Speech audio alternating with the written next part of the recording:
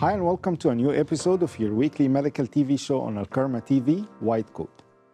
Today we'll continue talking about the silent killer, which means we will continue talking about hypertension. Hypertension, as we said before, it's another name for high blood pressure. It can lead to severe complication and increase the risk of heart disease, strokes, and even death. Blood pressure is the force exerted by the blood against the walls of the blood vessels. The pressure depends on the work being done by the heart and the resistance of the blood vessels. Hypertension and heart disease are universal health concerns, and the World Health Organization suggests that the growth of processed food industry has impacted the amount of salt in our diets worldwide, and that's play a huge role in hypertension. And that's why lifestyle modifications is very, very important factor in treating hypertension. In a country like United States of America, about 1 out of 3 adults, which is like about 75 million people, have high blood pressure. And only half of them, about 54%, have their blood pressure under control. It would be my pleasure and honor today to welcome back in White Coat one of the outstanding physicians in Southern California, Dr. Javier Rios, to teach us more about hypertension and the lines of treatment. As you know by now, if you have any questions or concerns regarding our topic, please send in all your questions to our official Facebook page, White Coat AlkarmaTV. And if you want to interact with my guest directly, you can call the numbers that will be shown on the screen at any time during the episode, and we'll be more than happy to answer your questions. أعزائي مشاهدي قنوات الكرمة في كل مكان في العالم، أعزائي مشاهدي البرنامج الطبي الأسبوعي وايت كوت، بحب أرحب بيكم في حلقة جديدة من البرنامج. والحقيقة النهاردة هنتكلم على الجزء الثاني اللي ابتديناه مع بعض عن ضغط الدم المرتفع أو اللي بنسميه هايبرتنشن. الحقيقة ضغط الدم المرتفع زي ما اتكلمنا عليه في أول حلقة بيسموه القاتل الصامت، لأنه أحيانا بتبقى أول ظهور الأعراض هي بداية الموت أو نهاية حياة ناس كتير. مرض ضغط الدم المرتفع تحديدا إحصائيات كبيرة جدا على مستوى العالم. زي ما بنقول دولة دايما زي الولايات المتحدة تقريبا 1 من كل 3 أفراد بالغين بيعانوا من ضغط الدم المرتفع، وده تقريبا بيشكل 75 مليون شخص بيعاني من ضغط الدم المرتفع. والمفاجأة انه في دولة متقدمة طبيا زي الولايات المتحدة الأمريكية بنلاقي انه نص العدد ده بس اللي البلاد بريشر بتاعه او ضغط الدم بتاعه اندر كنترول مع الأدوية. فبرغم كل التقدم العلمي اللي موجود في دولة زي الولايات المتحدة بنلاقي ان نص الافراد اللي بيعانوا من ضغط الدم المرتفع بس هم اللي اندر كنترول. الحقيقة اتكلمنا في الحلقة الأولى عن إيه هو ضغط الدم المرتفع، إيه أسبابه، إيه أنواعه، إيه الكومبليكيشنز أو الأضرار بتاعته بشكل عام، واتكلمنا عن إزاي كيفية تشخيصه. النهاردة الحقيقة هناخد من النقطة الأخيرة دي تحديدا ونبني عليها مع حضراتكم. هنتكلم على التشخيص سريعا، وهنتكلم على أهم حاجة اللي حضراتكم دايما بتنتظروها هي فكرة العلاج. فالنهاردة هنتكلم أدوية وعلاج بس تقريبا طول الحلقة. نشكر ربنا ان احنا تقريبا قدرنا نجمع كل الأدوية اللي موجودة في الأسواق العالمية، سواء في السوق الأمريكي، في السوق الأوروبي، أو في السوق الشرق أوسطي اللي هو الدول اللي في الشرق الأوسط. هنتكلم مع حضراتكم على كل نوع دواء، هنتكلم مع حضراتكم على الأضرار الجانبية أو الآثار الجانبية بتاع كل نوع دواء، أنهي بيشنت أو أنهي مريض ضغط دم مرتفع يمشي مع أنهي نوع دواء، لأنه ده مهم جدا. مش كل الأنواع بتمشي مع كل البيشنتس. بنشوف ممكن بيشنت يتحط على دواء يجيب معاه نتائج كويسة، بيشنت تاني يتحط على دواء تاني ما يجيبش معاه نتائج خالص. فده مهم جدا إن احنا نقول لحضراتكم مين المرضى اللي تقدر تبقى كانديدز كويسة لكل نوع من الميديكيشن. الحقيقة قبل ما نتكلم كمان في الميديكيشن، منظمة الصحة العالمية قالت انه نمو البروسيسد فود او البروسيسد فود اندستري بشكل عام، اللي هو الاكلات السريعة والجانك فود اللي احنا بقينا بناكله في حياتنا نتيجة طبعا زيادة ايقاع الحياة. ما عادش في وقت انه الناس تعمل اكل صحي في البيت بشكل كبير جدا.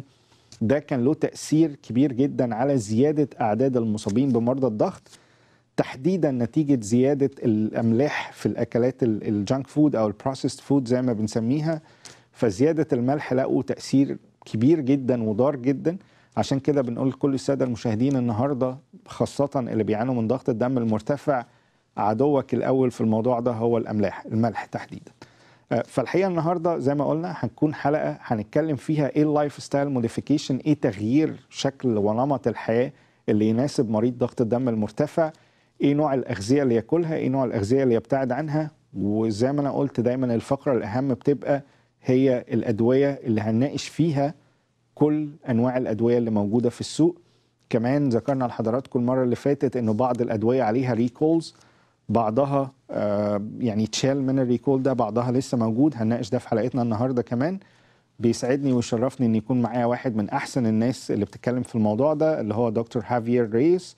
هيكون معانا النهاردة على مدار الحلقة. زي ما حضراتكم عرفتوا خلاص، لو في أي أسئلة أي استفسارات عن أدوية ضغط الدم المرتفع تقدروا تبعتوا لنا على صفحتنا الرئيسية للبرنامج وايت كوت الكارما تي في.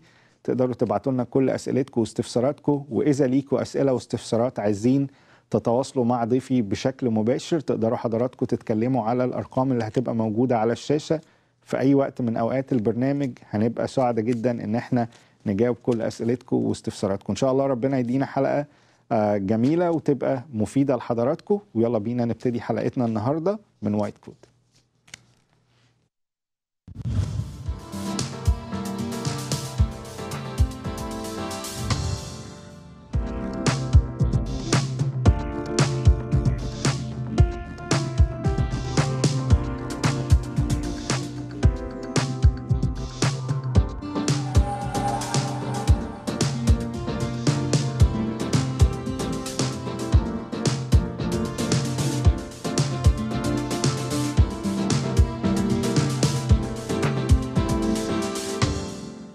Are you tired of being overweight?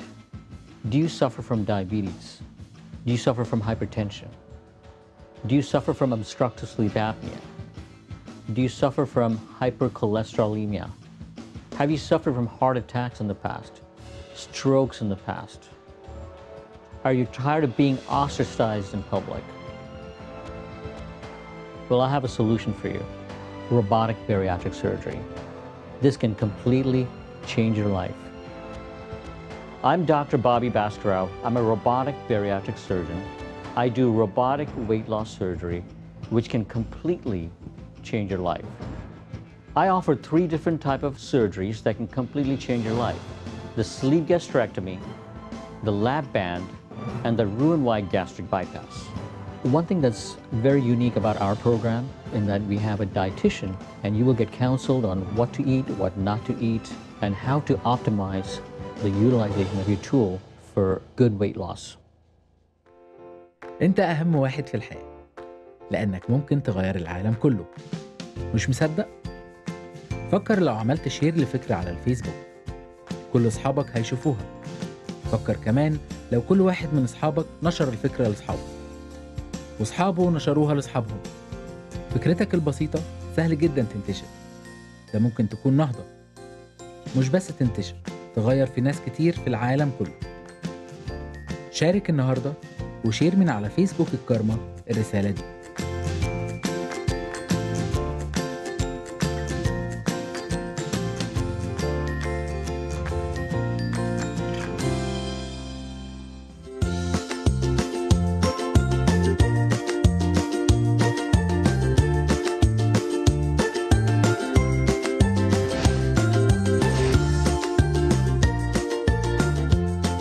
Hi and welcome to the first episode of White Coat. I'm Tamer, Meshel, the host of the new show White Coat. And people began to drink alcohol as a social lubricant, and from there they began to misuse it, and they abuse it. Not focus so much on the chemical and think more of the brain. In other words, the person. Behavioral interventions are crucial. What we have to recognize is a non-judgmental, loving, compassionate support. The best way to treat addiction is to prevent it, okay? So be very mindful, be educated, work with a doctor that knows what they're prescribed. I would hope through programs like yours, getting the word out, that people understand it's not that they're bad people, it's just that they're ill. Take care of your sleep if you want to sleep. go to bed at about the same time every day. Most of our communities across the country are struggling in one way or another with drugs. It affects our level of productivity. It affects our kids in schools. You don't want to take anybody for granted. I mean, Henry and I, for instance, when he does the dishes every night, which he loves to do for some reason, I always thank him. We can have excellent diabetes control, and we can prevent most complications if we start early enough. To discontinue any sugary drinks or only have 1 cup a day. Number 2, be aware of your calories. Thank you for your overwhelming support and your wonderful interaction with White Coat.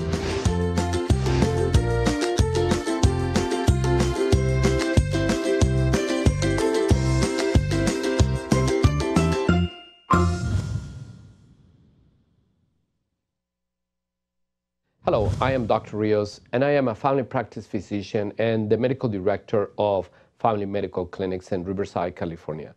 I've been practicing family practice for the last 20 years, and today our group has more than 20 providers.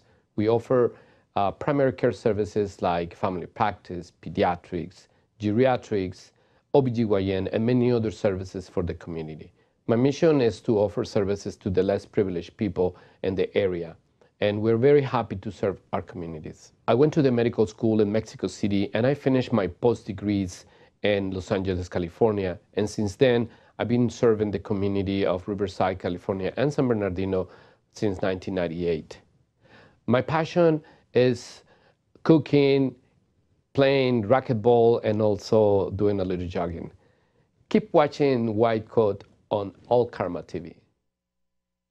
لما بتعطي دايما بهدف أو عشان تسد احتياج معين لشخص معين أو مكان معين. لما بتعطي في الكرمة مش بتعطي شخص ولا حتى مكان، انت بتشارك في رسالة حب وبتشارك في نشر السلام، بتشارك في تنفيذ وصية إلهك. ما تتأخرش لما تجيلك فرصة، اعطي بس من قلبك.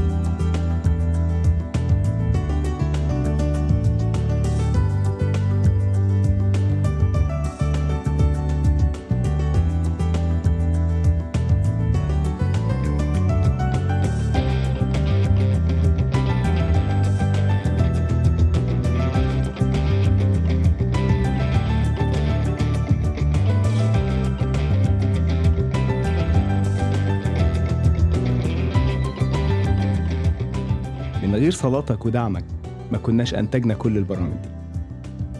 محتاجين لمشاركتك لاستمرار الإنتاج.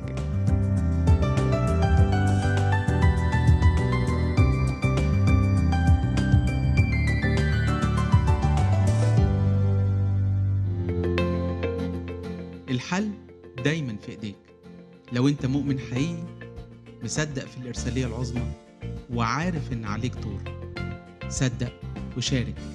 اتصل دلوقتي وارسل رسالة المسيح للمحتاجين للخلاص.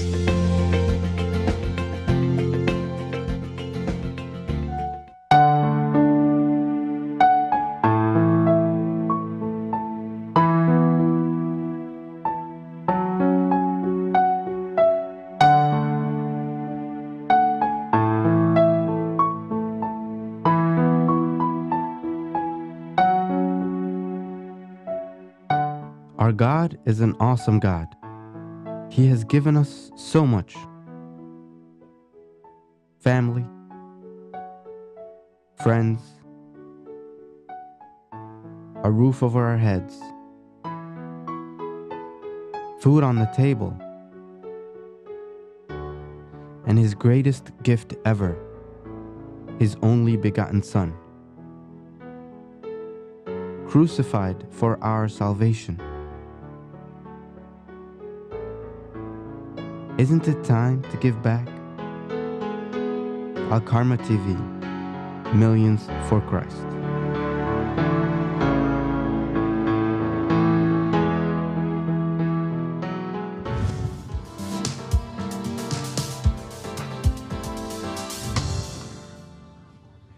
اهلا بحضراتكم في الجزء الرئيسي معانا النهارده اللي هنتكلم فيه عن علاج ضغط الدم المرتفع. زي ما قلت لحضراتكم هيبقى معظم تركيزنا النهارده ادويه وبس، اثار جانبيه، مين يبقى جود كانديديت لاحسن علاج، او مين المريض اللي يناسب انهي نوع من العلاجات الموجوده كتيره جدا لضغط الدم المرتفع، فده مهم هنركز عليه النهارده مع حضراتكم، وهيبقى ده المين فوكس بتاعنا النهارده. It's my pleasure and honor to welcome back in White Coat Dr. Javier Rios. Welcome back, Dr. Rios. Thank you for having me. Last time we talked about what is hypertension, different types of hypertension, complications of hypertension. Let's start today with the diagnosis, and I know our main focus today will be on treatment, specifically for hypertension. But before treatment, let's go back a little bit, how we diagnose hypertension. Yeah, we say that hypertension is any blood pressure that is 140 over 90. Okay. And there are different stages of hypertension. So any blood pressure over 140 over 90, basically. Yeah, that's considered a high blood pressure. Nevertheless, it's important to know that some people may have high blood pressure close to that number, and we call it the pre-hypertension. Okay, so there is always a gray area. Gray area. Below that number. Exactly. Okay. So anybody over 140 over 90 is hypertensive patient even for one time, or how should we wait? So the way to make the diagnosis is to have at least 2 readings at different times. So when a patient comes to our office and have a blood pressure of 140 over 90, we ask them to come back in another day. And if the blood pressure is still 140 over 90, then we can actually say that the patient has hypertension. Okay. So the secret is 2 or more blood pressure readings, or at least one blood pressure one time that is 180 over 110. Okay. So our goal number is 140 over 90. That's our main goals. Yes, that's right. الحقيقة سؤالي الأولاني لدكتور ريس، امتى نشخص، بس هنمشي مع حضراتكم على التشخيص بسرعة، امتى نشخص أي مريض إنه مريض ضغط دم مرتفع؟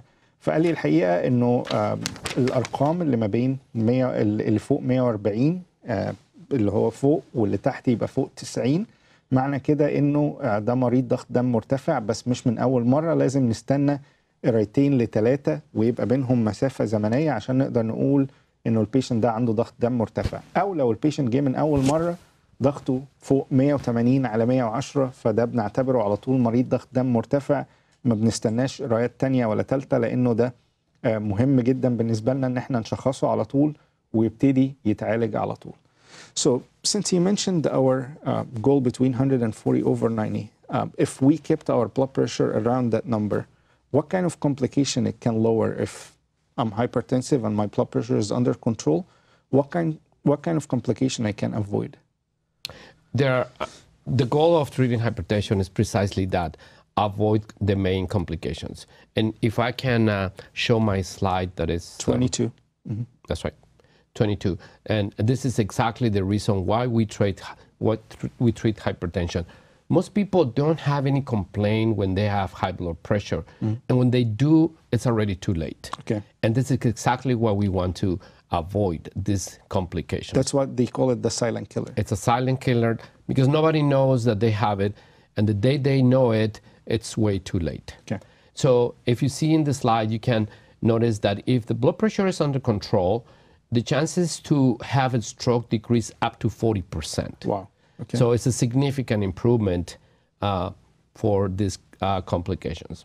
People may also have an improvement or less chances to have myocardial infarction if they do take the medications. You can see in the slides that 25% can be reduced. Okay. And finally, which is the most important of all, is that if you keep your blood pressure under control, your chances to have heart failure decreases about 50%. Wow, which is a good like index of improvement. Exactly. Okay. الحقيقه سؤالي الثاني لدكتور رئيس، طيب لو انت بتقول لنا ان انت عايز دايما تحط الارقام بتاع الضغط ما حوالين 140 على 90، ده هيبقى ايه الفايده على المدى الطويل؟ قال لي الحقيقه انه كل الاحصائيات بتقول انه لو احنا حطينا ضغط الدم بتاعنا اندر كنترول بيقلل حدوث 3 حاجات مهمين جدا. اولهم على الاطلاق هي الجلطات الدماغيه اللي هي الستروك، ويمكن كان معانا السلايد هنوريها لحضراتكم بتقول قد ايه انه ده ممكن يفيدنا على المدى الطويل. الجزء الاولاني اللي فوق اللي هو الستروك انسيدنس، اللي هو حدوث الجلطات بشكل عام سواء الجلطات الدماغيه او اي نوع من الجلطات، بيقل بمعدل من 35 ل 40%، وده مهم جدا. رقم يعني تخيلوا حضراتكم بتقللوا ده للنص، بتقللوا انه ده يحصل للنص. الجلطات اللي هي في القلب بشكل عام بتقل من 20 ل 25%، يعني بتقل بمعدل الربع، وده مهم جدا. والأخيرة اللي هي فشل عضلة القلب، وده بيحصل نتيجة وجود ضغط الدم المرتفع لفترة طويلة، ده بيقل بنسبة النص. فمهم جدا ان احنا دايما نحط البلاد بريشر بتاعنا زي ما بنقول كده اندر كنترول، عشان ده بيقلل مشاكل كبيرة جدا ممكن نتفاداها على المدى الطويل. So now we knew everything about blood pressure, and even we know now how to diagnose it, right? So let's get in business and tell us how to treat it. And let's go like as a screening for the lines of treatment first. Let's do a screening. What lines of treatment we should go for treatment of hypertension? So high blood pressure is not an easy, simple recipe that we can just give to the patient. It's highly complicated, and it requires a teamwork between the patients, the doctor, and different medications that we use. If I can show in my slide, I can just give you an overview of how we Slide 23. Yeah, slide 23 has this algorithm that is rather simple, but maybe for some viewers seems to be very complicated. But eventually what it says that there are no one size fits all. Okay. And you can see in the top, it says that the most important thing that we need to do is change the lifestyle of the patient. And this is a crucial point. And if this does not work, then we start treatments. So number one, being part of the team and cooperate with your doctor. Exactly. Number two, change your lifestyle. Change the lifestyle. Okay. Then? And then if it doesn't work, then we start the medical treatment. We doctors don't like to give medication if the patient does not need it. But sometimes we do. And each medication has certain specific conditions for every case. And like I say, not all sizes fits for everybody. So you can see in this slide that it's a little complicated, but basically we have some ideas how to start the treatment of hypertension, and we can talk more a little bit in the future. Okay. I see here that there is stage 1 and stage 2. How you differentiate which patient is stage 1, which patient is stage 2? So at the beginning of the previous program, we mentioned that there are different stages of hypertension, which means any blood pressure between 140 over 159 and the diastolic of 90-99. That's stage 1. It's like a moderate high blood pressure. And we like to start treating those patients with diuretics, or they call it the water pills or beta blockers. Something like that is usual, like a first-line treatment. And then the stage 2, it's like a more complicated, complex, and higher blood pressure, means that a blood pressure is between 160 or more for the systolic and 100 or more for the diastolic. So that is definitely a very bad high blood pressure. And then we get a little more aggressive with medications that you can see in the slide. So when you say we get more aggressive, that means we can use more than one medication? Yeah, it's usual the combination of medications. And today many pharmaceuticals are using combos, like water pills and beta blockers or ACE inhibitors. There are a number of different combinations in the market. As a matter of fact, there are hundreds of different medications. So it's okay to use more than one blood pressure medication? It's totally fine. Okay. الحقيقة برضو سؤالي لدكتور رئيس كان عن ايه هي الخطوات اللي بنتبعها عشان نوصل للعلاج الصحيح لضغط الدم المرتفع. قال لي 3 خطوات مهمين جدا. رقم 1 ان احنا يعني نتفهم نقطة مهمة، انه انا والدكتور بتاعي دايما تيم او فرقة ضد المرض ده. الحاجة التانية المهمة انه لازم الواحد يعمل لايف ستايل موديفيكيشن، يعني تغيير في نمط الحياة، واهم من ده كله يعني تغيير في شكل الاكل او تغيير في الاكلات اللي انا بتابعها. زي ما انا قلت لحضراتكم في البداية، منظمة الصحة قالت انه الوجبات السريعة ودخول الملح بكميات كتيرة في الاكل ده بيعمل مشاكل كتير جدا وبيؤدي لزيادة اعداد المصابين بضغط الدم المرتفع. فزي ما دكتور ريس قال، رقم واحد يعني نعرف ان احنا تيم ورك ضد المرض ده، انا تيم مع الدكتور بتاعي. الحاجة التانية اغير نمط حياتي. الحاجة التالتة لو الاتنين الاولانيين دول منفعوش، ان انا لازم اخد ميديكيشن، وزي ما هو قال انه في ستيجز او في خطوات او درجات، مش كل مريض ضغط زي التاني. دايما زي ما احنا قلنا لحضراتكم الهدف بتاعنا انه يبقى 140 على 90، ولكن اذا القرايه اللي فوق وصلت من 140 ل 159 زي ما شايفين قدامكم على الشاشه في الجزء الثالث اللي هو ستيج 1 او الخطوه الاولى، من 140 ل 159 فوق ومن 90 ل 99 تحت، ده بنعتمد نوع معين من الميديكيشن. اذا ضغط الدم بتاع حضرتك فوق ال 160 فوق واكتر من ال 100 تحت، فده ستيج 2، فلازم بنعتمد على اكتر من نوع واحد، زي ما بنقول ان شاء الله 2 أو 3 whatever it takes عشان نكنترول البلاد بريشر بتاع حضرتك، لانه ده مهم جدا جدا. So number one, we're a team. Let's get to number 2, lifestyle modification. How would a hypertensive patient modify his lifestyle? So I like to also show this slide. I think it's going to have more significant meaning for people that are seeing it. So basically what we say is that life modification means that the patients need to do some effort toward in order to decrease the blood pressure. So the first one is weight reduction. Weight reduction has been proven to decrease blood pressure by itself. There's no need to treat it. If I can show my slide 24, they can actually see in more detail. Today we have this new diet that is called the DASH diet. Means diet to approach stop hypertension, and has become very popular, and is one of the best diets available to decrease the blood pressure that happen to also decrease the weight. It's available anywhere in the internet, so look for the DASH diet, and we highly recommend it for our patients that have high blood pressure. Another important item is decrease alcohol. It's been proven that people that takes alcohol has high blood pressure, so don't drink if you have high blood pressure, or it can actually increase it very bad. Go ahead. Exercise is also a crucial point. We recommend a low impact exercise, like maybe walking 1 or 2 miles per day, and it's a significant exercise for people to decrease blood pressure. For how long? At least 1 or 2 miles per day. And walking is fine. Walking fast is actually better. Most of our patients are complaining because they have knee pains or they have other issues, they cannot walk. So there are other activities that they can do, maybe just simple exercises like lifting weights in the couch, or just other activities like maybe bicycle or elliptical, or some kind of exercise that makes the heart beating a little faster.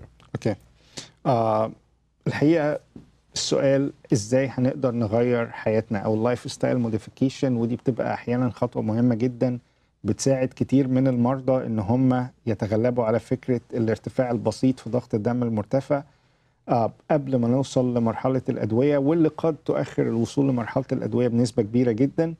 زي ما قال دكتور ريس انه رقم واحد هو الويت ريدكشن، او ان احنا نقلل الوزن، ان احنا نخس نقلل وزننا، لانه ده مهم جدا. الحاجة التانية ان احنا نغير الاكل، واشهر دايت الناس بتمشي عليه دلوقتي عشان نقلل فكرة ارتفاع ضغط الدم المرتفع اللي هو بيسموه الداش دايت. والداش دايت ده او طريقة التغذية اللي هو بيسموها الداش دايت بتعتمد على شوية خطوات بسيطة جدا. يمكن لو شفنا السلايد اللي معانا سلايد 25 هنشوف انه رقم واحد ان احنا نقلل الاملاح في الاكل، لانه ده مهم جدا. اكل الخضروات والفواكه لانه برضو ده مهم جدا. وفكرة تقليل الوزن او الكالوري ريستريكشن، وكمان ان احنا وناخد شوية ديري برودكتس، لانه ده بيساعد بشكل كبير جدا في تقليل الوزن بتاعنا. فرقم 1 زي ما اتفقنا ان احنا نقلل الوزن. 2 نعمل تغيير في طريقة الاكل بتاعتنا. 3 نقطة ودي مهمة جدا، الاخوة اللي اللي بيشربوا كحوليات بشكل كبير جدا، ان احنا نحاول نقلل ده، والامتناع احيانا بيبقى افضل بشكل كبير. زي ما قال دكتور ريس كمان الفيزيكال اكسرسايز، ولما بنقول التمرينات اليومية مش لازم ان انا اروح جيم عشان اعمل ده، ولكن المشي لمدة 20-30 دقيقة او لمسافة ميل او 2 كل يوم، بس مجرد المشي كل يوم ده بيعمل فرق كبير جدا جدا.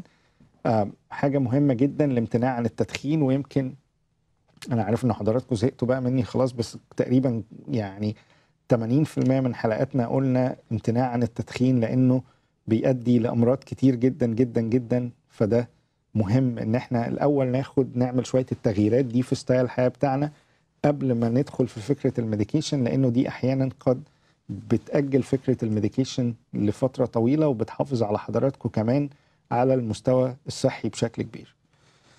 So we're a team. We did lifestyle modifications. It didn't work. What's next? So I just want to spend another 1 minute talking about lifestyle Sure. modification. Stress is also a very important, crucial element to decrease blood pressure. Okay. You have noticed that lots of our patients suffer of constant stress, anxiety, and that by itself increases the blood pressure. Okay. And every time I see my patients with high blood pressure, I try to guide them to be in peace with themselves. Okay. To not worry for the tomorrow. Because it's very easy to be said, very hard to be done. Would you give us a recipe for how to decrease the everyday stress in our life, like daily stress? I always say this to my patients: you need to trust God that there will be a good tomorrow, and that by itself make you feel better. Okay. And then being in a relationship with your God is something that always make you feel that you are not in control anymore, and then you let somebody else make the decisions. Okay. That by itself, it's just a peace of mind and decrease your anxiety. Okay. What else besides, you want to say anything else beside the stress management for the lifestyle modification? So the food is also very important. People eat the food that they're not supposed to.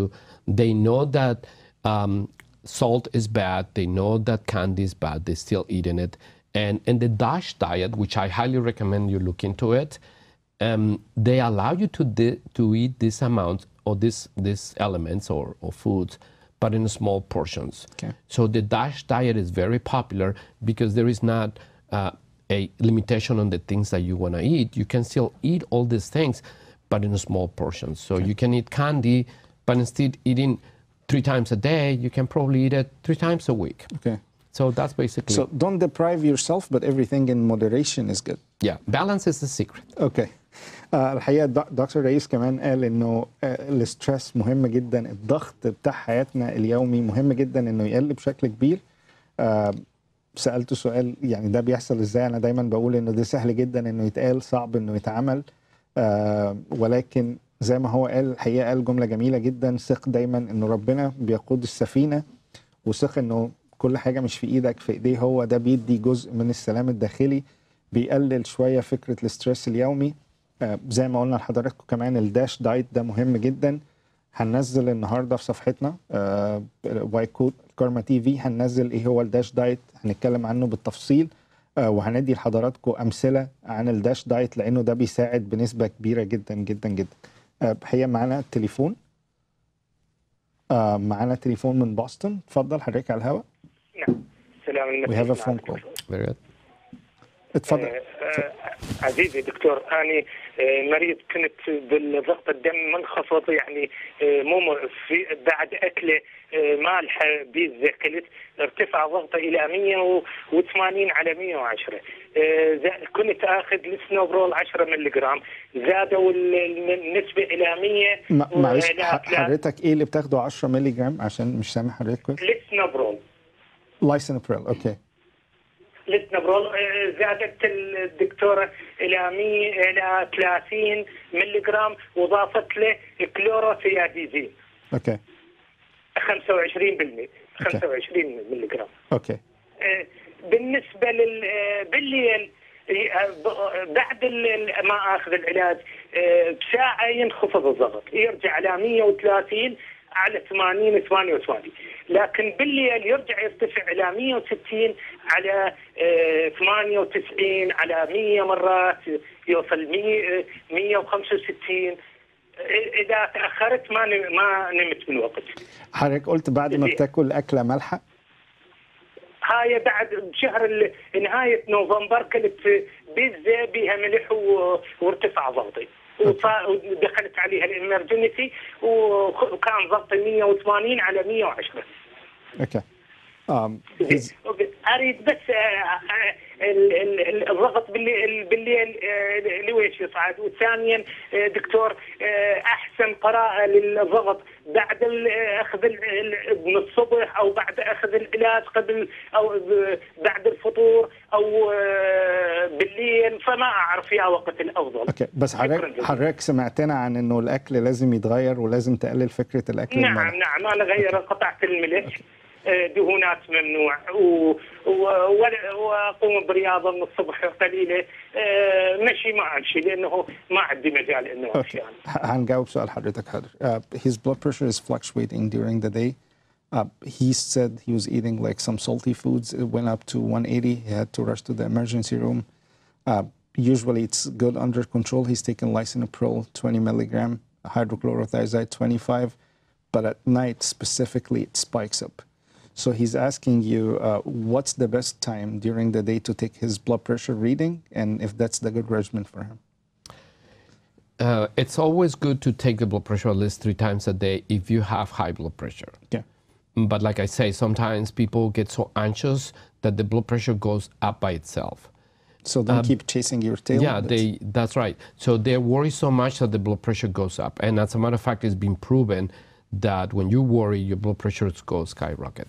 So it's important to check your blood pressure and also understand that the blood pressure has to go up and down according to your needs. Okay. If you do an exercise, your blood pressure has to go up because the body has more demands. If you're laying down or sleeping, your blood pressure has to be lower. Okay. If you're stressed, your blood pressure go up normally.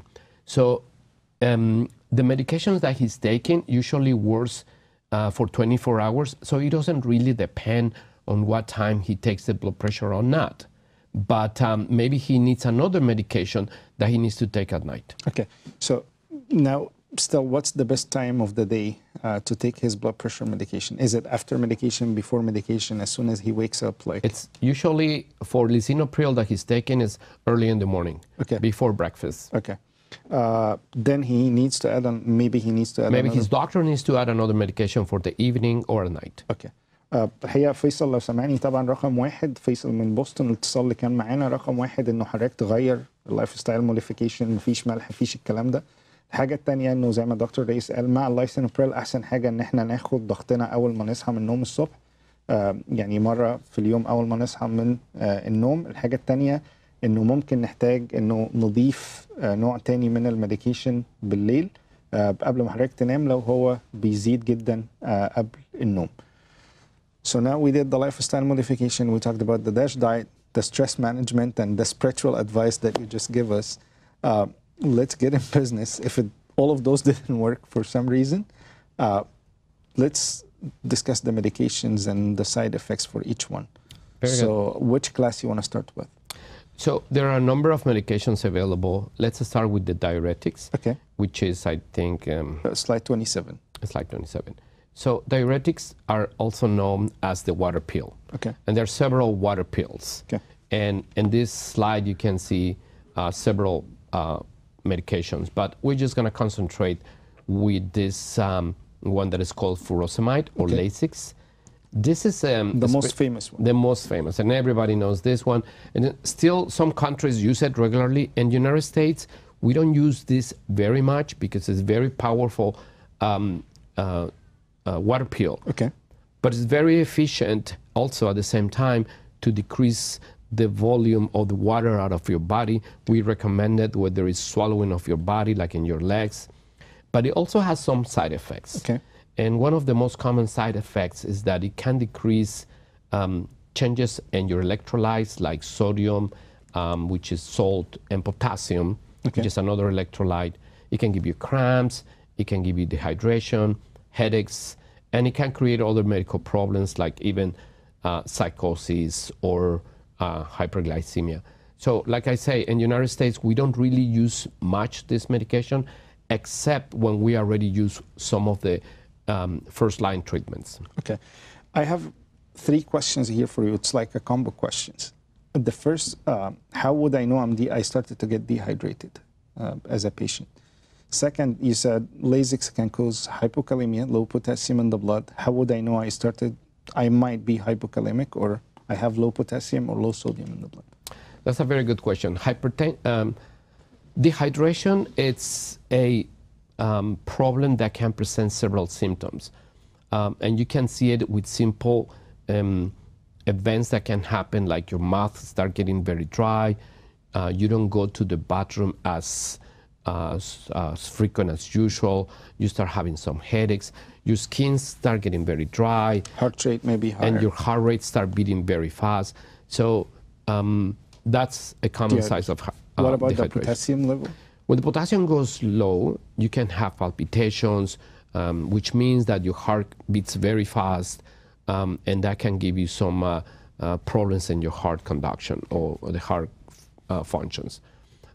We actually can see that in an EKG, or when we take a blood test, we can see that the potassium goes down. Cramps as well, muscular cramps? Yeah, cramps is also another problem, and they have these cramps that happen. Not every cramp is related to low potassium, so don't worry too much, but we know that when the potassium goes down because the Lasix, you may have cramps. Okay. بالحقيقة هنبتدي مع حضراتكم بقى نناقش كل الميديكيشنز اللي بتستخدم لضغط الدم المرتفع، أهمهم على الإطلاق مدرات البول، وده كلاس كبير موجود في علاج ضغط الدم المرتفع. في نوع من أنواع مدرات البول مشهور جدا عند كل الناس اللي هو الليزكس أو الفيروساميد، والحقيقة ده بنستخدمه أحيانا بيبقى بينزل كميات كبيرة من السوائل أو المية في جسمنا مع الأملاح طبعا، بالتالي له بعض الأضرار الجانبية، أهمهم على الإطلاق إنه بيقلل نسبة الصوديوم والبوتاسيوم في جسمنا. سؤالي للدكتور ريس عن إزاي أعرف إن أنا الصوديوم أو البوتاسيوم بدأ يقل في جسمي.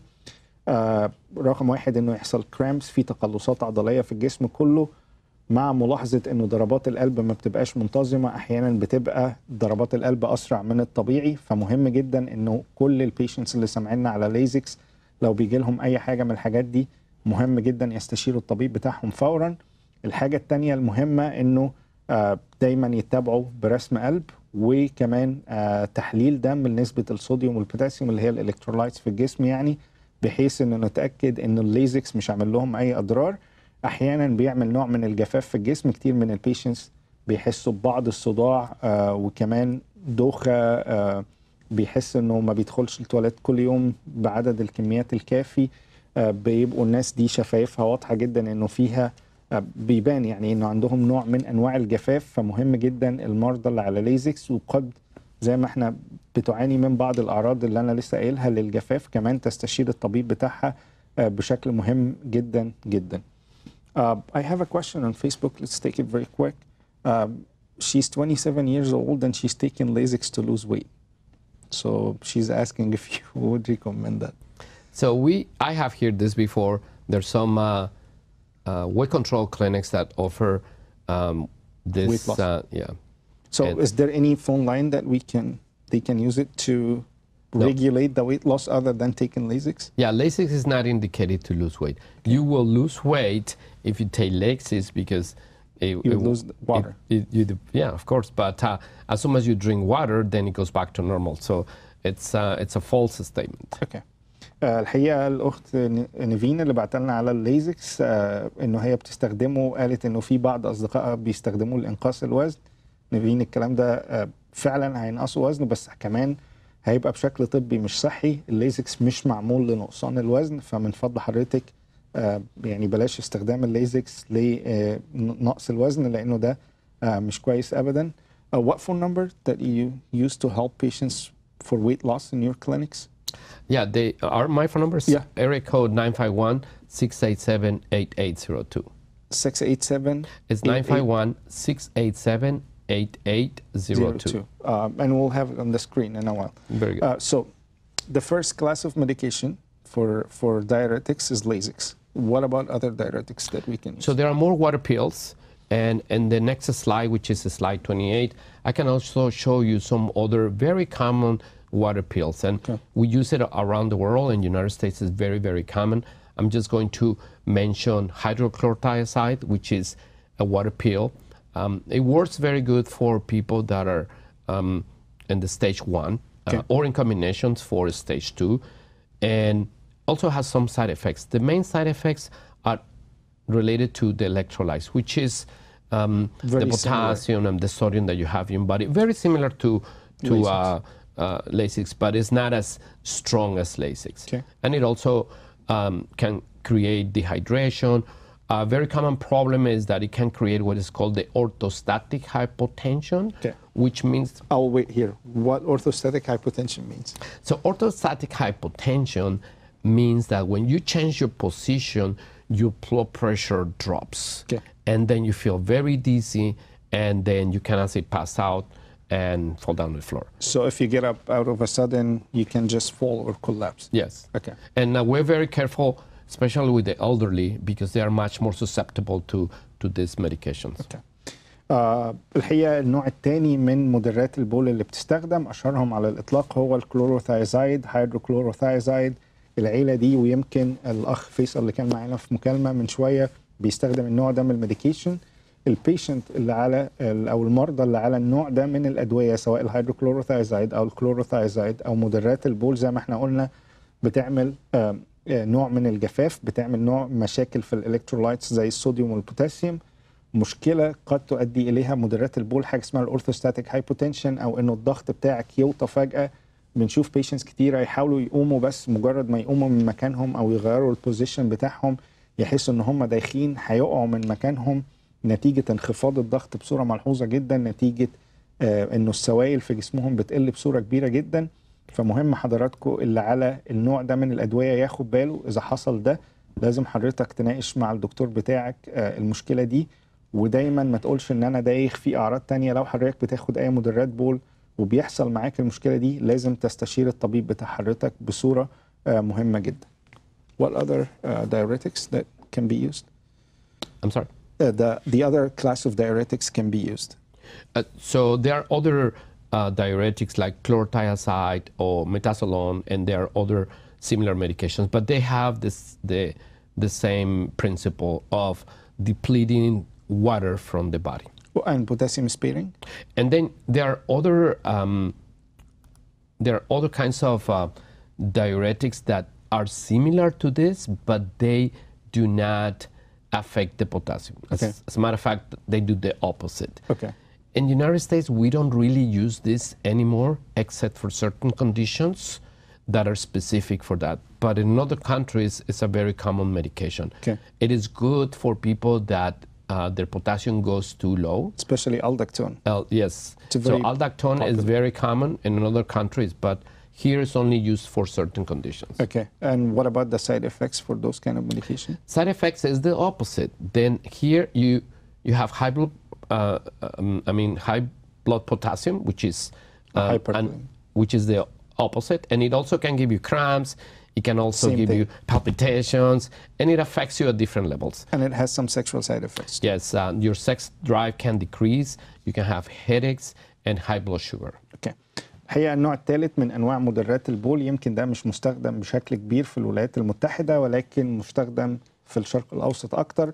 أشهرهم على الإطلاق هو الألدكتون، نوع من أنواع مدرات البول بيعمل نفس المشاكل ولكن بصورة مختلفة شوية. بيزود نسبة البوتاسيوم جدا في الدم، ولكن نقص البوتاسيوم أو زيادة البوتاسيوم بيظهر بنفس الأعراض اللي هي الكرامبس بتاع عضلات الجسم، إنه ضربات القلب ما تبقاش منتظمة.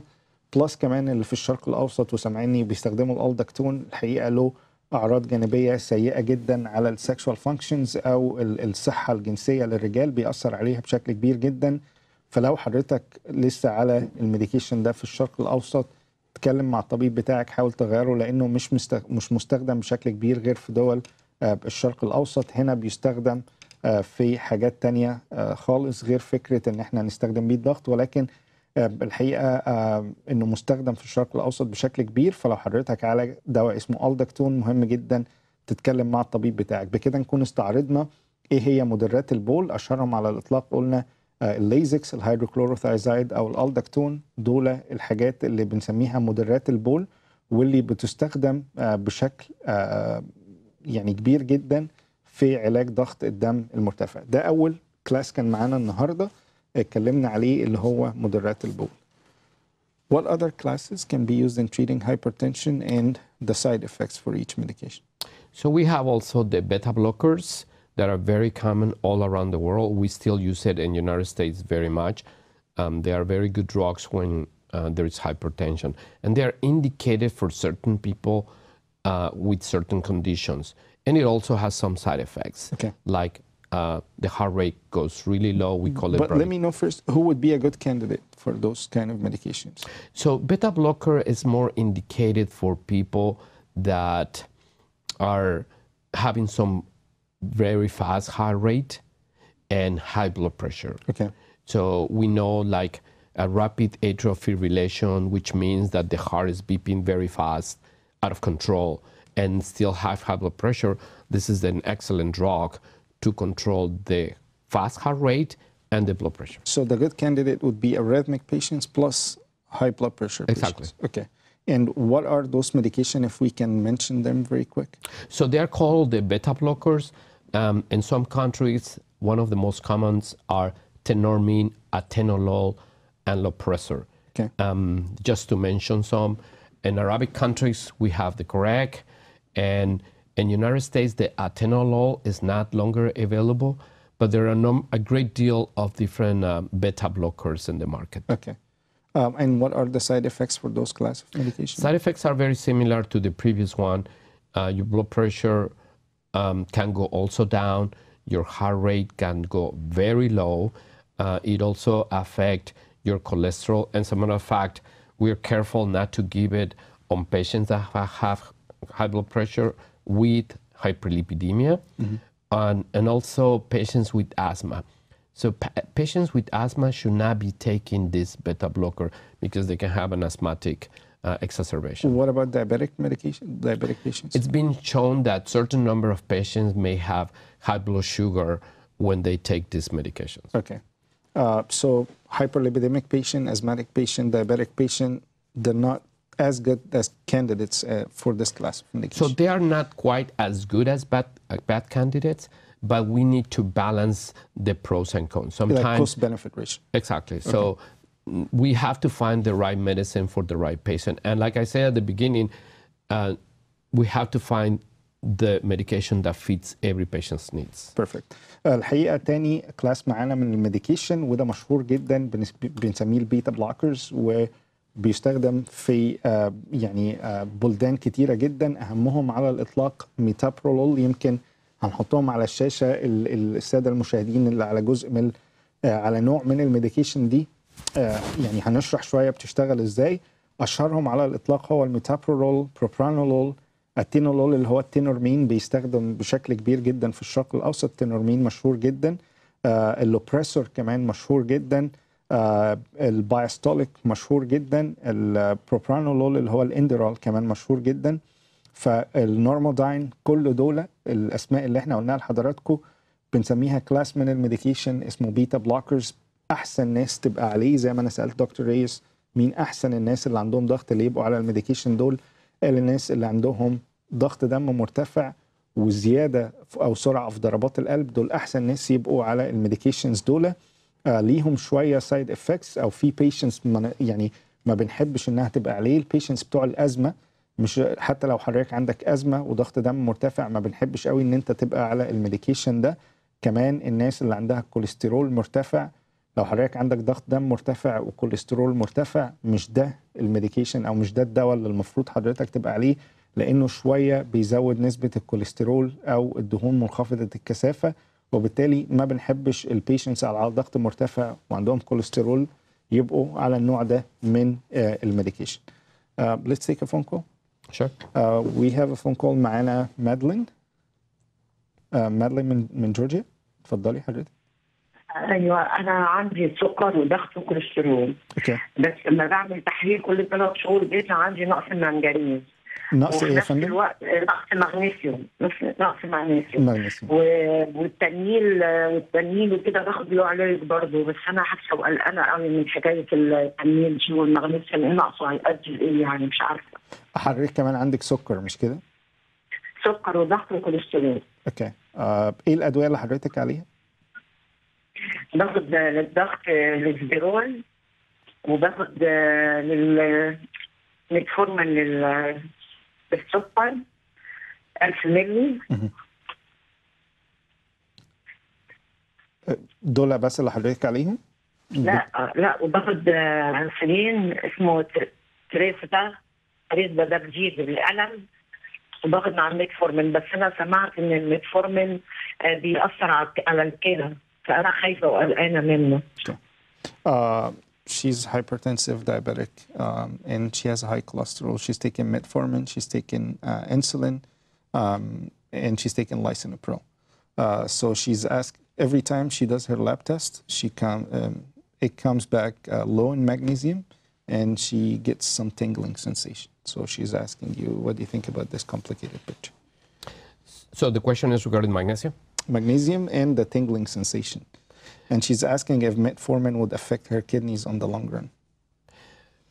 So let's talk about the magnesium. Magnesium, it's a crucial element in the function of the body.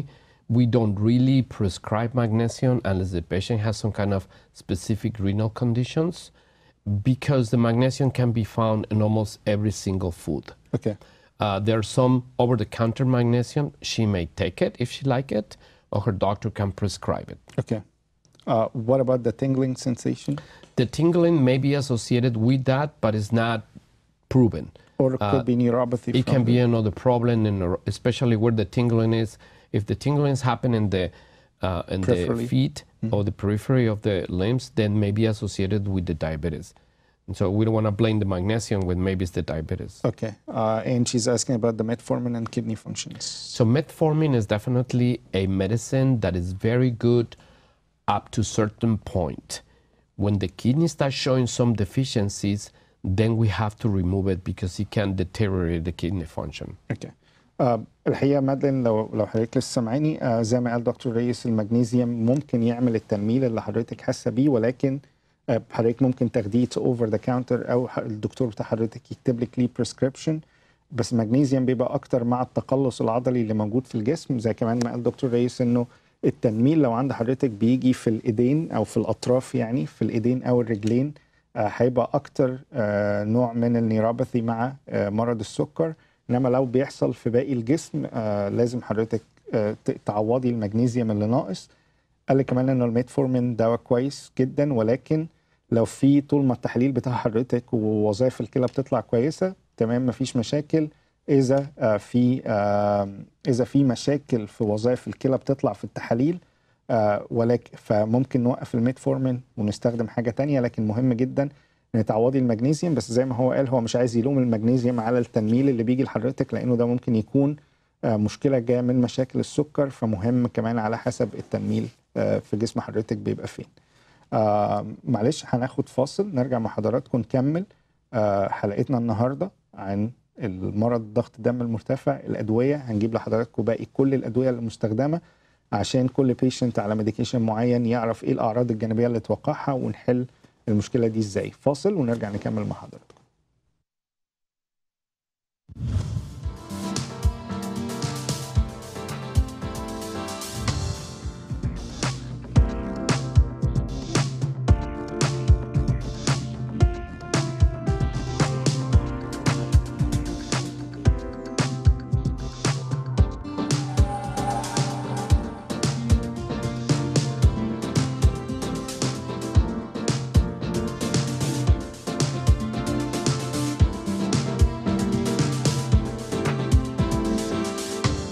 Are you tired of being overweight?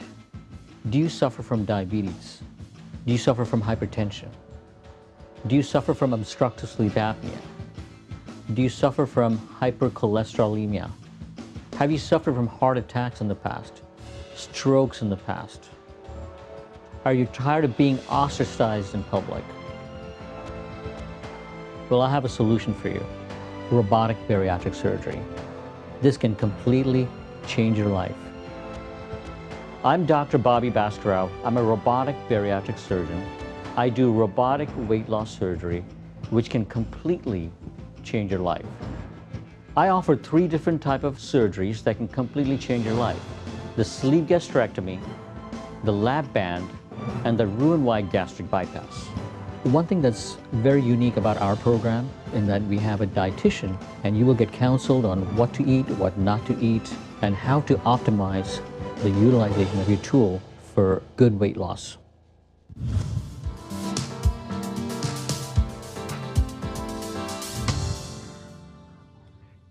اهلا بحضراتكم في الجزء الاخير من حلقتنا النهارده عن ضغط الدم المرتفع وكل انواع العلاج اللي موجوده في السوق عنه. اتكلمنا على مدرات البول بكل انواعها والاعراض الجانبيه بتاعتها، اتكلمنا على كلاس اللي هو البيتا بلوكرز بكل الاعراض الجانبيه بتاعته. هنفضل نتكلم على الانواع المختلفه من الميديكيشنز. الاسئله اللي جات لنا على الفيسبوك اجاباتها هتبقى موجوده، لو في اتصالات تليفونيه هنحاول ناخدها زي ما حضراتكم عارفين عشان تتواصلوا معانا دايركت. الارقام بتبقى موجوده قدام حضراتكم على الشاشه. هنبقى سعداء ان احنا ناخد تليفونات حضراتكم ونجاوب عليها عشان حتى نفيد الناس اللي قد تكون بتعاني من نفس المشكله. So we're done with the diuretics in general. We're done with the beta blockers. What other classes of medication can be used? There are also the alpha blockers. Okay. Alpha blockers are very common medication that we use, and there are several. Okay. Among the most common, we have terazosin or Hitrin and Cardura, okay. Just to mention few. They're excellent medications in combination of high blood pressure and enlarged prostate, especially for men. And it also has some side effects. One of the most common side effects is blood pressure changes, like the orthostatic hypotension. Mm-hmm. And we recommend this medication always to take it at night. Okay. Because go ahead. Because sometimes you have this orthostatic changes and your blood pressure drop, you feel dizzy, and then you fall on the floor. And you don't have to wake up a lot at night to pee. Well, hopefully some people have to go to the bathroom, but we need to educate the patient that this medication is very good, but it has this main side effect. Okay, and when you take it, don't get up at night right away and go to the bathroom because you might fall. Right? Exactly. So we ask our patients to count to 5. Sit in the bed, count to 5, and then when you get your balance together, then you can walk to the restroom. Okay. الحقيقه الكلاس اللي بعد كده من الادويه بنسميها الالفا بلوكرز، والكلاس ده تحديدا في انواع ميديكيشنز مشهوره جدا، اشهرهم الدوكسازوسين اللي هو الكارديورا، وده موجود في تقريبا في الشرق الاوسط وهنا وفي كل حته. برازوسين اللي هو الماني بريس او الترازوسين لانه مشهورين جدا. هقولهم تاني بسرعه. الدوكسازوسين اللي هو الكارديورا موجود، برازوسين اللي هو الماني بريس، والترازوسين. الثلاث ادويه دول او الثلاثه دول بنسميهم الالفا بلوكرز بشكل عام. احسن بيشنتس عليهم اللي هم مرضى الضغط الدم المرتفع مع مشاكل في البروستاتا، لانه احيانا عارفين الرجال بعد سن ال50 تحديدا بيحصل بعض المشاكل في البروستاتا او تضخم في البروستاتا، فده مهم جدا انه دول احسن ناس يتحطوا على الانواع دي من الميديكيشن. مشكله الميديكيشن دي زي ما قال دكتور ريوس حاجه اسمها الاورثوستاتيك هايبوتنشن، اللي هو لما حضرتك بتغير الوضع اللي انت عليه فجاه بيحصل هبوط شديد جدا في ضغط الدم، والناس كل ما بتيجي تقف احيانا بتقع.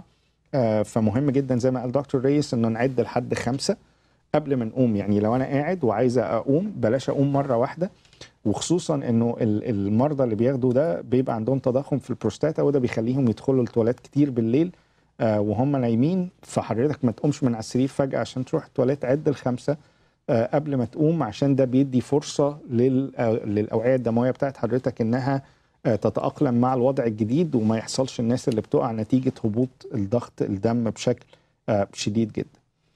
So what else of medications we're using to treat hypertension? We also have the alpha-2 agonist, which is also a very common medication in the United States and around the world.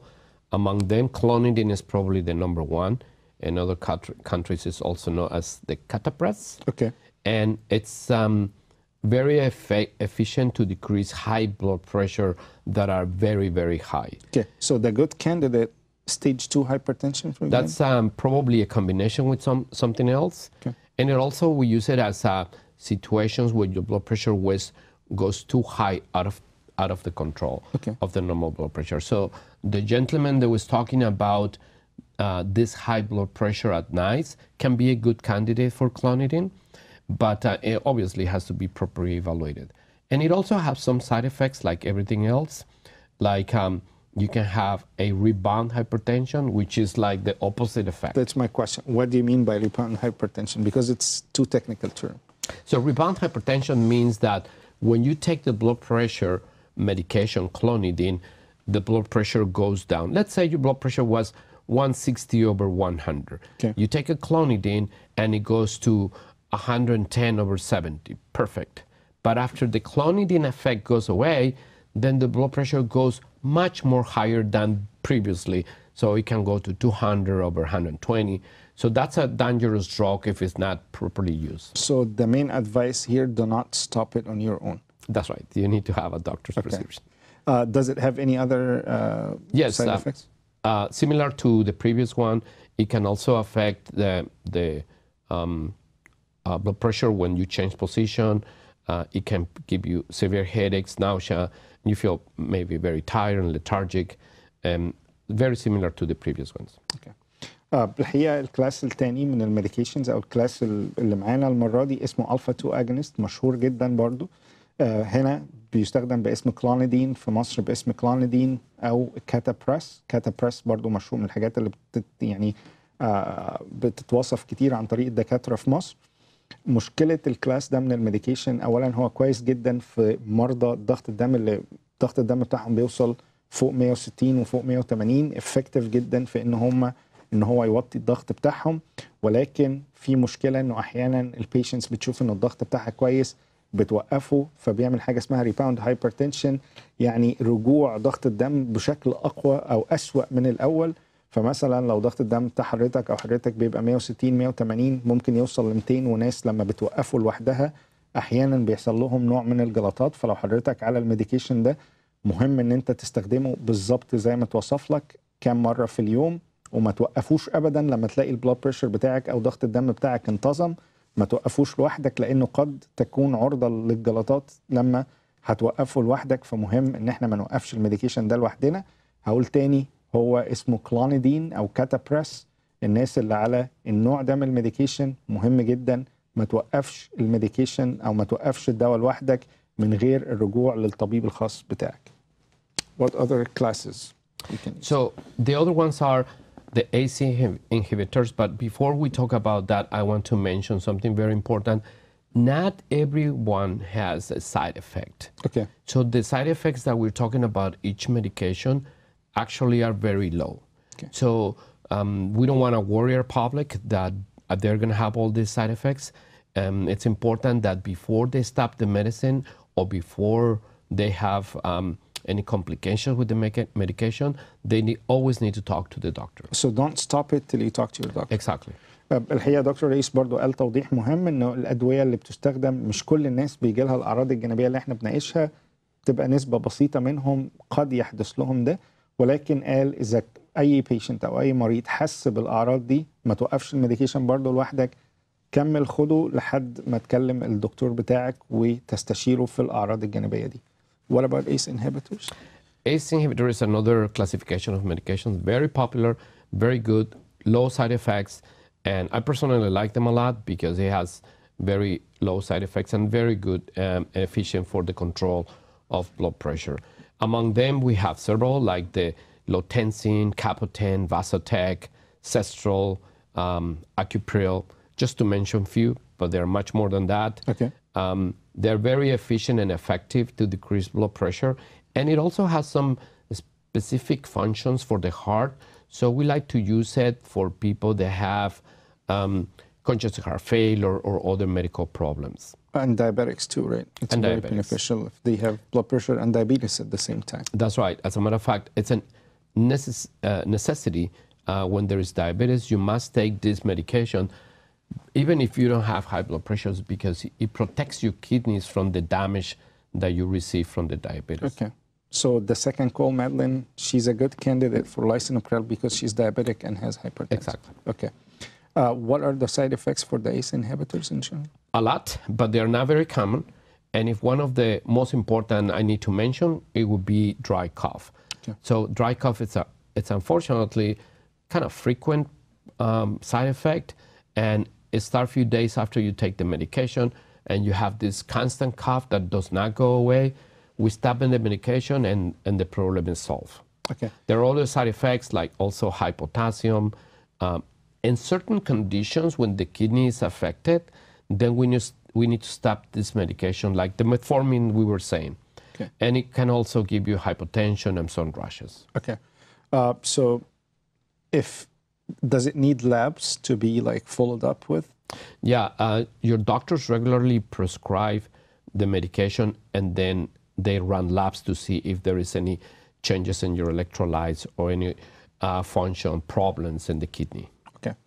الحقيقة النوع الأخير النوع الكلاس اللي بعده من الميديكيشنز بنسميهم الأيس انهبيتورز. هقول لحضراتكم أمثلة عشان برضو السادة المشاهدين اللي على النوع أي نوع من الأدوية دي يبقى عارف إيه هي الأعراض الجانبية اللي ممكن يبقى عليها، هل هو على الميديكيشن الصح ولا لأ. أشهرهم على الإطلاق، ويا ريت نحط معانا سلايد 33 لأنها مهمة جدا عشان الناس تقدر تشوف الميديكيشنز. أهمهم هو البنازبريل اللي هو بنسميه اللوتنسين وده مشهور برضو جدا، الكابتوبريل اللي هو الكابوتين وده مشهور برضو جدا في مصر، النالابريل اللي هو الفازوتيك، والحقيقة اللايسينوبريل مشهور جدا اللي هو باسم الزستريل. اللايسينوبريل مشهور جدا، كتير جدا من مرضى الضغط بيبقوا على الميديكيشن دول أشهر أنواع الميديكيشنز وكلاس مشهور جدا للعلاج مرض الضغط. برضو السؤال اللي بنسأله مع كل ميديكيشن من هم أحسن البيشنتس اللي يبقوا على المرض على الأدوية دي، فقال البيشنتس اللي بيعانوا من ضغط دم مرتفع ومعاهم كمان سكر، لأنه النوع ده من الميديكيشنز بيحمي الكلى في بالذات البيشنتس اللي عندهم يعني سكر وعندهم مشاكل في الكلى، unless إذا أصلا مشاكل الكلى وصل لدرجة سيئة جدا فما بنحبش نحطهم على الميديكيشنز دي. من أشهر الأعراض الجانبية اللي بتيجي مع الميديكيشنز دي هي الكحة الناشفة زي ما بنسميها. كتير جدا من البيشنتس اللي بيتحطوا على الميديكيشن ده بيحصل لهم نوع من الكحة الناشفة، فبنحاول نغير لهم الكلاس بتاع الميديكيشن ده. كمان بيرفع نسبة البوتاسيوم في الدم، فكل السادة المشاهدين اللي على أي نوع من الأنواع الميديكيشن اللي قدامنا دايما يعمل تحاليل يتأكد إنه الإلكترولايتس بتاعته كويسة بالذات البوتاسيوم، ويتأكد إن وظائف الكلى كويسة. طول ما الاثنين دول كويسين حضرتك تبقى على النوع ده. وقلنا أحسن الناس هي اللي بتعاني من ضغط دم مرتفع مع سكر يبقوا على النوع ده من الميديكيشن لأنه ده مهم جدا. Other classes can be used. Yes, another one is ARBs, which is angiotensin receptor blockers. Okay. Those are very popular too, and this is the one that we use when the patient has side effects to the ACE. Okay. So if you have cough, then this is the one we like to use because they are very similar. Okay. I'll stop here because you mentioned last time losartan, valsartan are in recall. Any updates on that? So yes, we've been telling all our patients to stop valsartan and losartan because the association with certain cancer risk. But we just hear from the FDA and other studies that it's actually not true, and only valsartan may be associated with the cancer risk of cancer. So losartan, it's out of the hook, so it's really not associated with it. So this has created a great confusion among everybody, and many doctors stopped the losartan. I have. No, right. But now it's now looks like we can go back to normal and put losartan back to the treatments. What are the side effects for that class of medication? Very similar to the previous ones. The hyperkalemia. Yeah, you can also have some changes in your cholesterol. In your potassium, and also hypotension. Okay. No dry cough on this medication. No, this one doesn't have the cough issue. Okay. الحقيقة أنا هقف بقى مع الكلاس اللي احنا هنتكلم عليه ده لأنه كتير جدا أسئلة اتبعتت لي بعد الحلقة الأولى اللي عملناها عن مرض ضغط الدم المرتفع. النوع ده بنسميه الانجيوتنسين ريسبتور بلوكرز. كتير جدا مشهورين جدا هنا. هقول لحضراتكم امثله. ازيسلتارتين ده ممكن، ده اداربي، ده موجود جدا هنا. الاتاكاند كمان موجود وبيستخدم بشكل كبير جدا في الشرق الاوسط. الفالسارتين اللي هو الدايوفان موجود بشكل كبير. لوسارتين اللي هو الكوزار او البينيكار كمان بيستخدم بشكل كبير جدا. الحقيقه انه لما اتكلمنا على المره اللي فاتت كان الاف دي اي حاطه ريكولز على نوعين منهم، يا ريت برضه نشاور عليهم. النوع الاولاني اللي هو اللوسارتين او الكوزار، وده موجود تحت يعني رقم 2 من تحت اللي هو اللوسارتين او الكوزار، وكانت حاطه كمان على رقم 3 من تحت اللي هو الفالسارتين او الدايوفان، وكانوا موقفين الانواع دي خالص. الحقيقه الابديت اللي لسه موجود امبارح عشان جالنا اسئله كتير على ده، انه اللوسارتين اللي هو الكوزار طلع بره الريكول ده، واتس اوكي ان احنا نستخدمه دلوقتي، ولكن الفالسارتين اللي هو الدايوفان لسه موقوف لانه عندهم سسبكت انه ممكن بيعمل كانسر ريسك. هكرر تاني المعلومه دي عشان جالنا اسئله عليها كتير جدا. اللوسارتين الكوزار طلع بره الريكول، وانه اتس اوكي اتس سيف ان انت تيوز ات. الفالسارتين لسه موجود في الريكول، فاي حد على دايوفان او فالسارتين يوقفه، انما الناس اللي كانت على لوسارتين او كوزار ممكن ترجع له عادي جدا لانه اتشال من على الريكول. امتى بنستخدم الكلاس ده من الميديكيشن؟ برضو مرضى السكر مع مرضى الضغط لانه بيحمي الكلى. الحاجة التانية المرضى اللي بيحصل لهم آثار جانبية اللي هي الكحة الناشفة من الكلاس اللي قبله، ممكن نعمل لهم سويتش أو نغيرهم للكلاس ده من الميديكيشن، وبيبقى مفيد جدا وبيتغلب على موضوع الكحة الناشفة ده تماما. Other classes of medication. Yes, and we have more. We have the calcium channel blockers, very popular. Among them we have amlodipine, which is Norvasc, Deltasem, which is Cardiasem, and nifedipine, which is Procardia or Adalat. Okay. Just to mention a few. Okay. And so Adalat is very commonly used outside of the US. Adalat, yes. Right. And they're very efficient for high blood pressure that are very difficult to control with the first line. Okay. This is not something that we start from start, but it's a very good option when the blood pressure is not easy to control. It also has side effects. Flashing is one of them, headaches, dizziness, and one very, very important, and it's probably the number one cause why we stop this medication, it's swallowing of the legs or the ankles. Mm-hmm. And sometimes it's so intense that the patient cannot feed their own shoes. Okay. What would be a good patient to start on that class of medication? Especially those patients that have high blood pressure associated with rapid heart rate and very high blood pressure that is not controlled with the regular first line treatment. So as a backup for beta blockers. Yes. الحقيقة برضو السؤال، الكلاس ده من الميديكيشن كلاس مشهور جدا ما بين هنا ومصر وفي كل حتة. برضو نحط اسماء الادوية. ثانك يو سو ماتش. بسرعة كده، الاملوديبين اللي هو النورفاسك مشهور جدا بيستخدم بشكل كبير.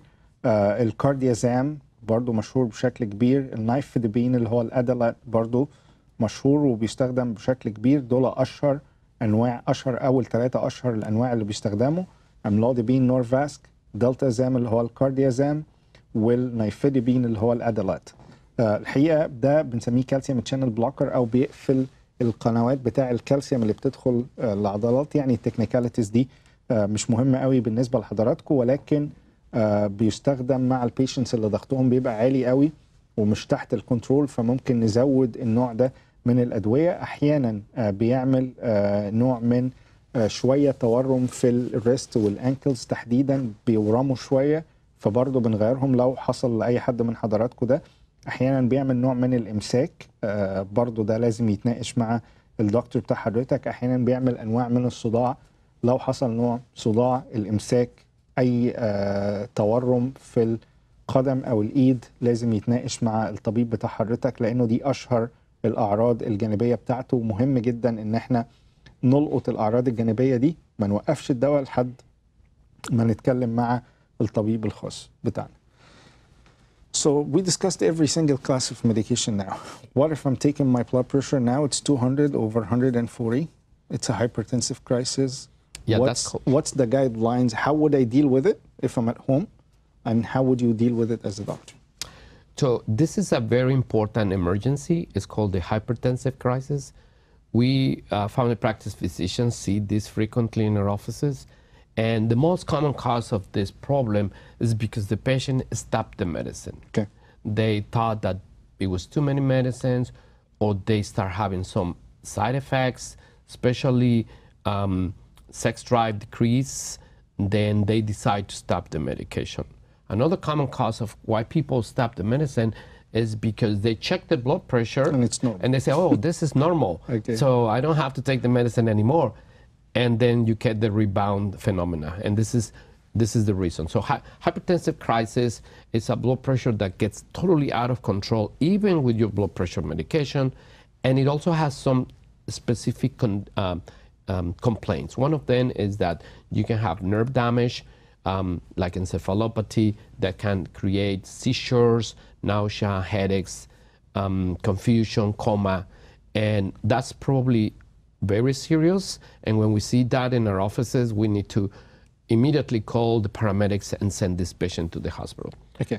So out of this, I'll take from your words, there is no such a thing saying I got treated from my hypertension. It's a chronic disease. Yeah, it's forever. So it's forever. So we need to stress on this for our viewers today. Yeah. It's a chronic disease. Yeah. Right. If you have blood pressure, you will die with high blood pressure. Okay. If you have high blood pressure, you will die with high blood pressure, but you can control it and have a normal life. Okay. So you can die with blood pressure, but not from high blood pressure. That's right. الحقيقة سؤالي برضو الدكتور ريس كان عن الأزمة اللي بنسميها الهايبرتنسيف كرايسيس، إنه فجأة نلاقي بيشنت زي ما هو قال، بيشنت جاي الأوفيس الضغط بتاعه فوق ال 200 وفوق ال 120 130 تحت، فبنسمي دي هايبرتنسيف كرايسيس. والحقيقة بتحصل نتيجة حاجتين مهمين جدا، إنه بيشنتس بيحصل لهم آثار جانبية من الأدوية، أو مرضى بيحصل لهم آثار جانبية من الأدوية فيوقفوها كده لوحدهم، وبالتالي ضغط الدم بيضرب مرة واحدة. الحاجة التانية المهمة إنه غير إن هم يوقفوه لوحدهم، لأنه بيلاقوا القرايات بتاع الضغط بتاعتهم بقت نورمال، فالله أنا اتعالجت والدنيا بقت لطيفة. مفيش حاجة اسمها كده. ضغط الدم هو مرض مزمن حضرتك هتعيش بيه أو حضرتك هتعيشي بيه مدى الحياة، فمهم إن احنا نحطه دايما أندر كنترول. مفيش حاجة اسمها توقف الأدوية. الحاجة التانية المهمة إن بعض الأدوية بتسبب زي ما احنا قلنا مشاكل بالذات في الحياة الجنسية للرجال، فبيوقفوها عشان يتخلصوا من ده، فبالتالي برضو بتعمل لهم نفس المشاكل وضغط الدم بتاعهم بنلاقيه بيضرب لفوق. فمهم جدا ان احنا لا نوقف الادويه نتيجه ان قراياتنا بقت سليمه، ولا اذا حصل لي اعراض جانبيه اوقفها لوحدي، لازم دايما استشير الدكتور. Toward the end, I want you to look at your camera and give our viewers today a message about hypertension. So hypertension, it's a chronic problem. It will never disappear from your body, but it can be fully controlled. And you have to also understand that high blood pressure can be fully controlled, and it will extend your life normally if you just follow the instructions from your doctor. Okay. There are important things you need to do on your own to control your blood pressure, which is modification in the style of your living. Basically, it's divided in three main functions. Watch what you eat, do exercise, and be in peace with yourself. Okay. You can pretty much eat whatever you like, but you have to be moderate and balanced. Stop smoking. And avoid anything that is not good for you, that everybody knows, like alcohol or cigarette. Some people recommend small amounts of alcohol, like wine, but we don't recommend it for anybody that has high blood pressure. Okay. Any other And another advices? important thing is, if you already know that you have blood pressure that is high, never stop the medication for no reason. And if you have some side effects, just Consult talk to your doctor, and the doctor can find another medication that would be good for you. There is always one that fits you. Okay. Thank you so much. It was very informative with a promise of episode about skincare. Very We're good. waiting for it. الحقيقة في النهاية المسج دي أهم حاجة تقريبا. عدينا مع حضراتكم على كل نوع دواء موجود في العالم، وقلنا لحضراتكم ايه الاعراض الجانبيه، قلنا ايه احسن بيشنت ممكن يبقى موجود على النوع ده من الادويه. الرساله الاخيره لدكتور ريس، واحد لازم تغير حياتك، انت جزء من العلاج. لو حضرتك مريض ضغط دم مرتفع خلي بالك من اللي بتاكله، 20 دقيقه مشي كل يوم اكسرسايز مش هتعمل اي حاجه. الناس اللي بتدخن على الكحول تجنب ده تماما. النصيحه الاخيره المهمه جدا، لا تتوقف ان انت تاخد العلاج بتاعك عشان هتدخل حضرتك او حضرتك في مشكله. بكده نكون ناقشنا كل حاجه في ضغط الدم المرتفع، كل نوع من انواع العلاج اللي موجود في السوق. بنتمنى انها تكون حلقه مفيده لحضراتكم، ونشوف حضراتكم على خير الاسبوع الجاي ان شاء الله وحلقه جديده من وايت كوت.